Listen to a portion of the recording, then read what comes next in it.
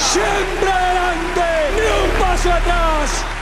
Yo conocí a Luis Carlos Galán en el tiempo, en el año 1965, cuando él comenzó a trabajar en el periódico, pero yo ya llevaba varios años. Y nos identificamos mucho en la política y yo creo que ese fue un poco el origen y fue el motivo de habernos enamorado. Él era un obsesionado y un apasionado por el deporte y eso nos los inculcó también desde siempre. Cuando cumplí 10 años, me organizó unas olimpiadas para celebrar mi cumpleaños. Invitaron, digamos, un grupo de más o menos 40, 45 niños de mi edad, 40, 45 niños de la edad de Claudio y 45 niños de la edad de Juan Manuel. Mandó a hacer medallas, trofeos, compró cronómetros. Y me acuerdo que él se divirtió muchísimo con eso. Por ejemplo, él con los ciclistas de la época, con Lucho Herrera y con Fabio Parra, en la Vuelta a España, en el Tour de Francia, se apasionaba y vibraba de una manera que es como el recuerdo de momentos que compartíamos con él. Dentro de sus aficiones, por ejemplo, estaba no solamente la literatura, no solamente el deporte. Luis Carlos era un deportista en realidad y en una época fue equitador. Y también recuerdo mucho los momentos, digamos, que vivimos con él bailando, porque le encantaba a veces poner música y bailar. Y también los partidos de Pac-Man que jugábamos, cuando el Pac-Man y el Atari eran los juegos de video de moda.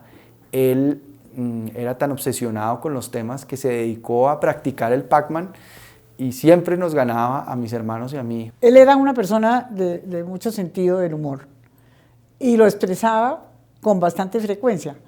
Digamos, cuando estaba en un ambiente más familiar, era casi infantil, digamos. Se reía de los chistes más tontos del mundo, pero nunca pensaría que era un mamagallista y un tipo de humor abierto y demás, sino que era un tipo juicioso, muy aplicado, muy centrado, digamos, en su misión y en su película, ¿no?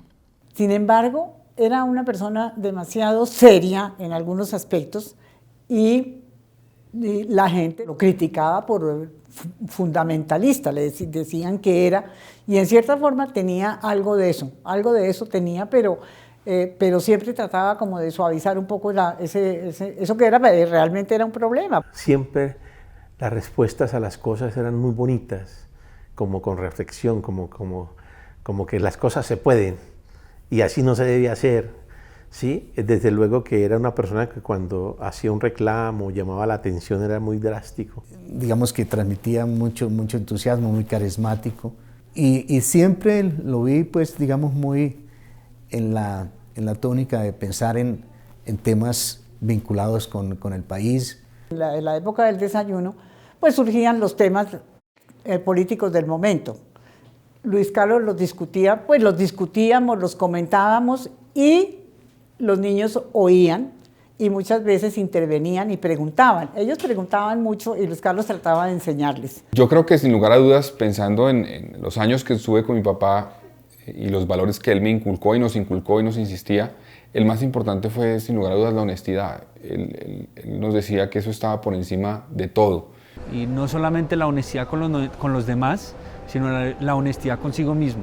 Ser honesto en lo que uno hace en la vida. Lo que él decía y lo que él hacía era coherente. Yo añoro que no hubiéramos podido compartir muchos más momentos familiares entre padre e hijo, con mis hermanos también, que pues nunca vivimos y no podremos vivir jamás.